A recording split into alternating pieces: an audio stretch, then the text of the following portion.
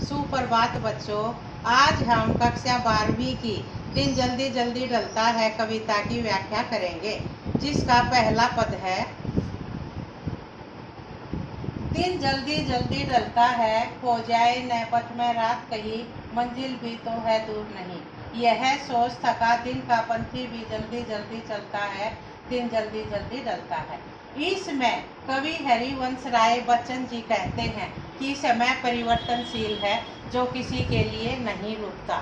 दिन का पंथी सूर्य भी अपनी तेज गति से चलता है कि कहीं जल्दी से ही रात न हो जाए, उसका लक्ष्य भी अभी दूर नहीं है।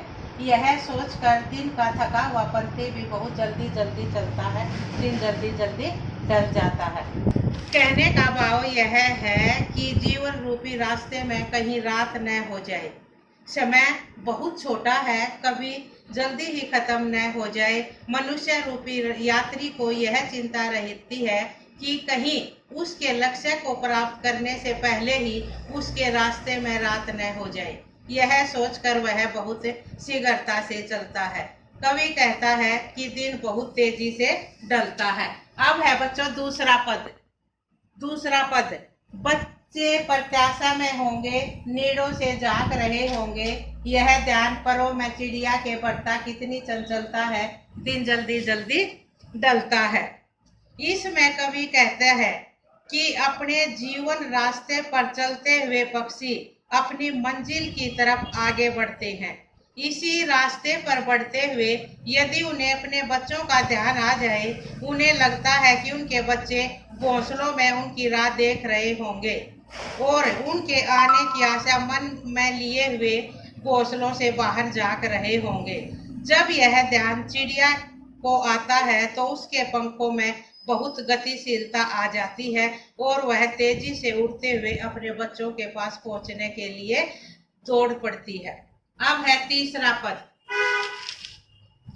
मुझसे मिलने को कौन विकल, मैं हूँ किसके हित चंचल। यह प्रश्न शिथिल करता पद को बढ़ता उर में विवलता है, दिन जल्दी जल्दी ढलता है।